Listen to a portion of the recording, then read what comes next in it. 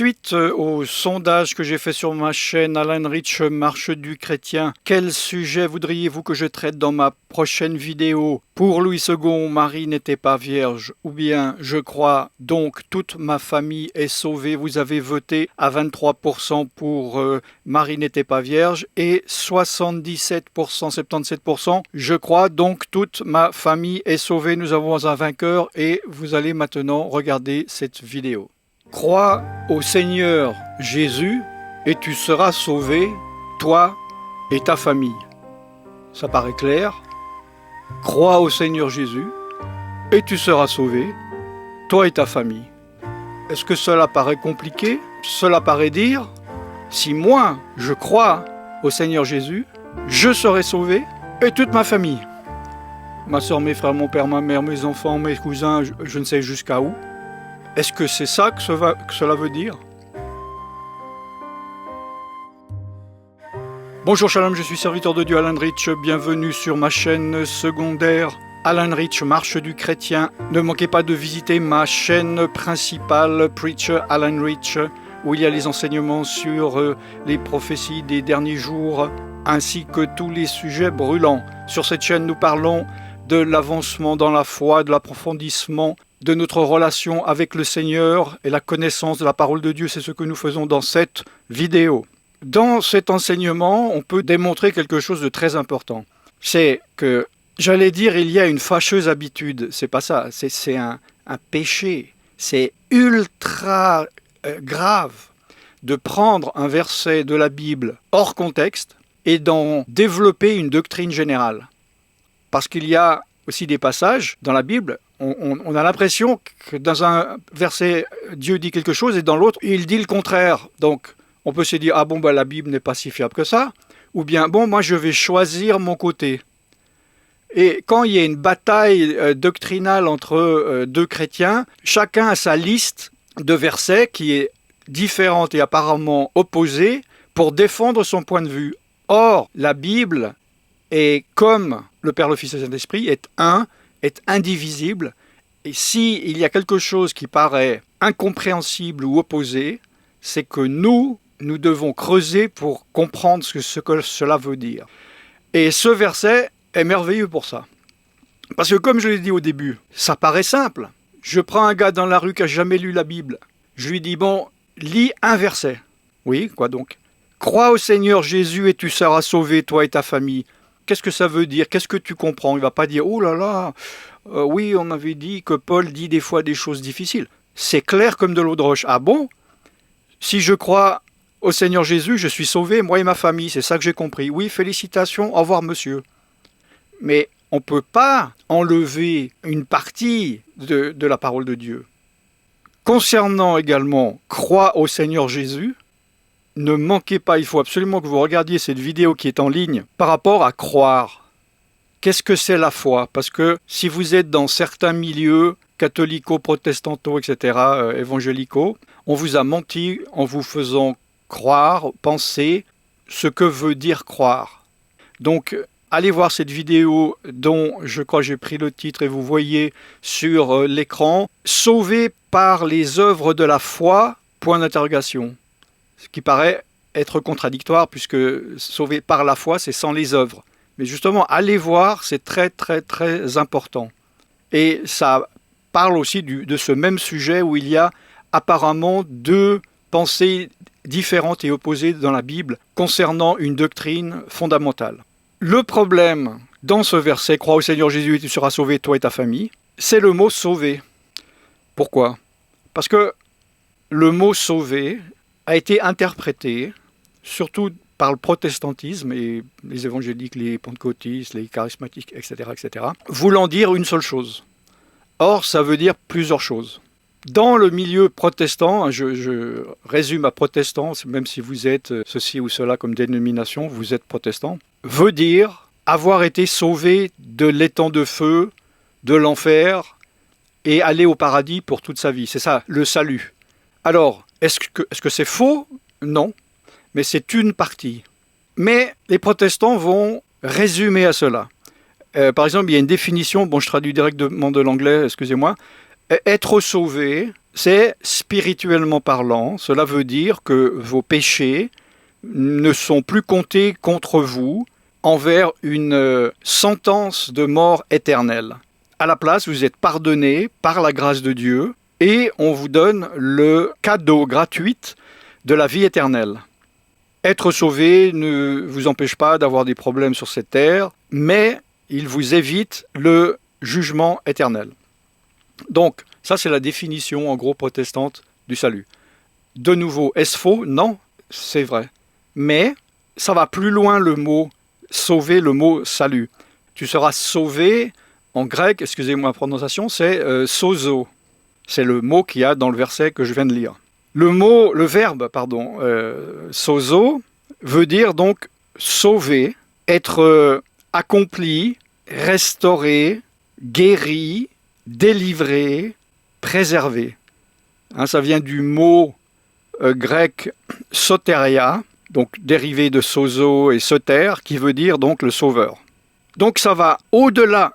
C'est un peu comme si, je veux dire, je vais amener ma voiture, et comparaison n'est pas raison, au garage, parce qu'il y a un problème, il y a un bruit dans le moteur. Et je reviens, a-t-il réglé mon problème ou regardé mon problème de bruit dans le moteur? Oui. Mais en plus, il me dit, on a vérifié la pression des pneus, on a nettoyé l'extérieur et l'intérieur, on a vérifié le niveau du... Donc, a-t-il réglé mon problème? Oui, mais dans ce service, il y a plusieurs choses. D'accord? Donc, le mot salut implique beaucoup plus que simplement le fait d'être épargné du jugement éternel et d'aller dans le paradis. Dans certains contextes, cela veut dire justement être guéri, être restauré, être rendu dans la plénitude, délivré, préservé, etc. Alors vais-je dire maintenant, donc ce verset d'ailleurs dans Actes 16, 31, si jamais vous cherchiez, ça veut dire que lui croit en Jésus et il sera sauvé, lui et sa famille, mais ça veut dire simplement guéri. Ça veut pas dire que toute sa famille va aller au paradis. En d'autres termes, une question plus simple, est-ce que si une personne croit, toute ma famille va directement au paradis sans croire? Creusons. Comme je l'ai dit dans l'autre vidéo, allez la voir, croire, c'est pas simplement selon la doctrine protestante. Est-ce que tu crois à Jésus? Oui. Fais-le rentrer dans ton cœur. Voilà, tu es sauvé. Dis, viens dans mon cœur, Jésus. Non, c'est pas ça. C'est pas, est-ce que tu crois qu'il va pleuvoir? Est-ce que tu crois que l'économie va aller mieux? Est-ce que tu crois à Jésus? Non. C'est une implication beaucoup plus grande. C'est suivre, c'est obéir. Bon, regardez la vidéo, c'est la parole de Dieu. Il y a dans le fait de croire 5 conditions du salut. Je ne suis pas en train de rajouter des choses et dire « Ah bon alors, il faut croire, plus il faut ceci, ceci, ceci et ceci. » Non. C'est dans la notion de croire. Nous creusons dans cette notion. C'est croire que Yeshua, Jésus, est le Seigneur, et croire en lui, ça veut dire avoir confiance. Donc agir, c'est un verbe, croire, c'est un verbe actif, j'en ai parlé dans l'autre vidéo. Dans Romains 19, si tu confesses de ta bouche le Seigneur Jésus, et si tu crois dans ton cœur que Dieu l'a ressuscité des morts, tu seras sauvé. 1. Croire que Jésus est le Seigneur et Sauveur, donc mettre sa confiance en lui. 2. Le confesser publiquement. Romains 19, si tu confesses de ta bouche le Seigneur Jésus et si tu crois dans ton cœur que Dieu l'a ressuscité des morts, tu seras sauvé. Ou Luc 12, 8, je vous le dis, quiconque me confessera devant les hommes, le Fils de l'homme le confessera aussi devant les anges de Dieu. Troisième chose, dans ce package, il faut se détourner de ses péchés, il faut se repentir. Yeshua, Jésus a dit, Marc 15, « Le temps est accompli et le royaume de Dieu est proche, repentez-vous et croyez à la bonne nouvelle. » Acte 2, 38, Pierre leur dit, « Repentez-vous et que chacun de vous soit baptisé au nom de Jésus-Christ pour le pardon de vos péchés, et vous recevrez le don du Saint-Esprit. » Il y a la repentance à l'intérieur. Si vous ne savez pas ce que c'est la conversion, allez voir ma playlist « Comment être sauvé ». C'est en 6 parties de, 15 minutes. Investissez ça dans votre vie, ça vaut la peine, parce que l'éternité, ça va être long pour tout le monde. Ça sera merveilleusement long pour certains, et ça sera horriblement horrible pour d'autres. Quatrième chose inclue dans cette action de croire, être immergé, être baptisé. Là encore, allez voir la playlist sur le baptême, les enseignements sur le baptême. Et dans le verset que je viens de lire, il est dit « Repentez-vous et que chacun soit baptisé au nom de Jésus-Christ, de Yeshua HaMashiach. » Marc 16, évidemment, celui qui croira et qui sera baptisé sera sauvé. Il y a deux conditions, vous voyez, croire et être baptisé. Contrairement à ce que certains disent, il n'y a pas besoin d'autre chose que d'accepter intellectuellement l'idée de Yeshua. Et cinquième chose, la sanctification, ça veut dire la marche dans le Seigneur, être mis à part, parce qu'il est dit dans Hébreux 12-14, recherchez la paix avec tous et recherchez la sanctification sans laquelle personne ne verra le Seigneur. J'ai fait et je ferai encore un enseignement, des enseignements sur exactement ce qu'est la sanctification. Parce qu'une personne qui dit « oui, je crois en Yeshua » et il remplit les 4 premières conditions, il va dire « oui, Jésus est mon sauveur ». Ah d'accord, super. Oui, je crois en lui. Oui, je veux me tourner. Oui, il faut se faire baptiser, je vais me faire baptiser. Mais il continue à vivre dans le péché comme avant, il ne change pas. Il donne ainsi une évidence publique qu'il n'est pas sauvé. Parce qu'on voit le salut se voit, la transformation se voit. Alors, devient-on parfait du jour au lendemain ? Non, je sais que beaucoup de chrétiens ils disent « Ah, mais moi, je pêche toujours, donc je ne suis pas sauvé. » Parce qu'il y a beaucoup de pasteurs, entre guillemets, qui font croire qu'il faut être parfait et qu'ils sont parfaits, alors que nous sommes toujours des pécheurs. Il est dit que celui qui dit qu'il n'a pas de péché fait Dieu menteur. J'en ai parlé, j'en reparlerai.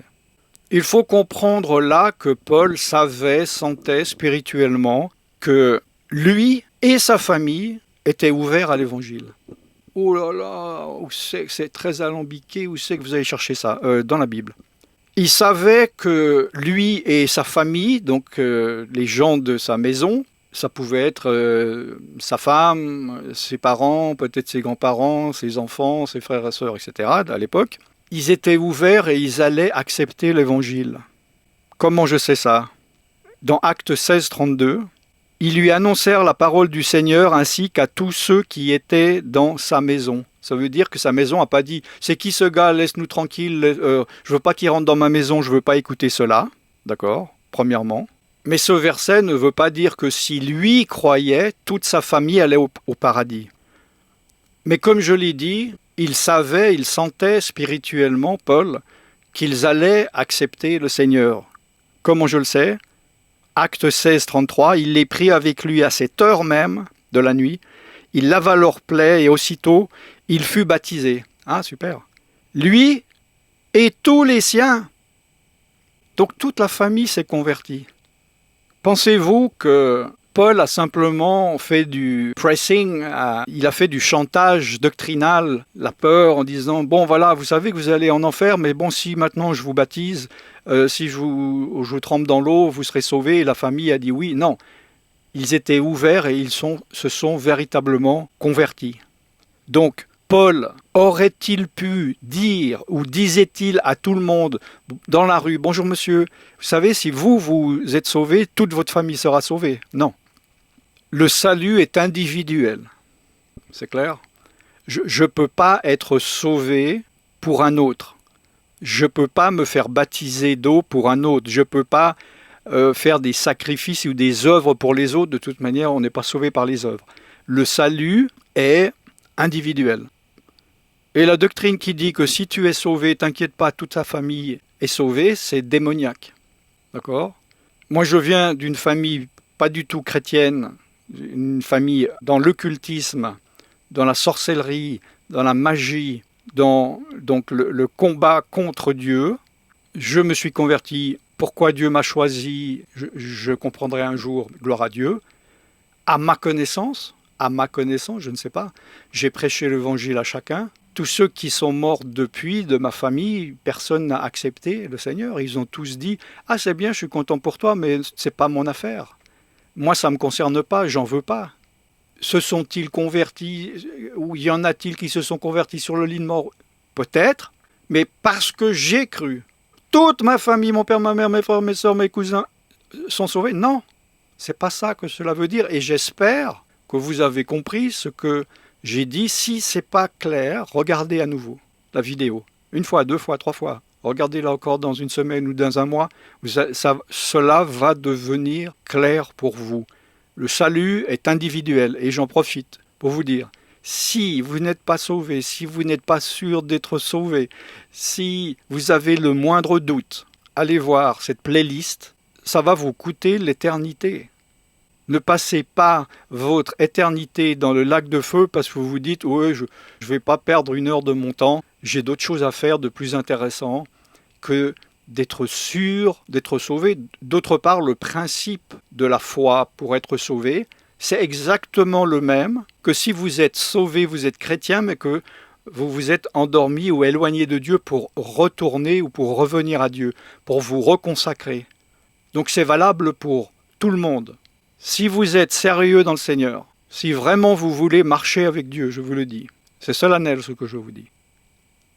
Et vous vous dites, oui, j'aime bien regarder des vidéos chrétiennes, je vais aller à droite, à gauche, je ne sais pas quoi regarder.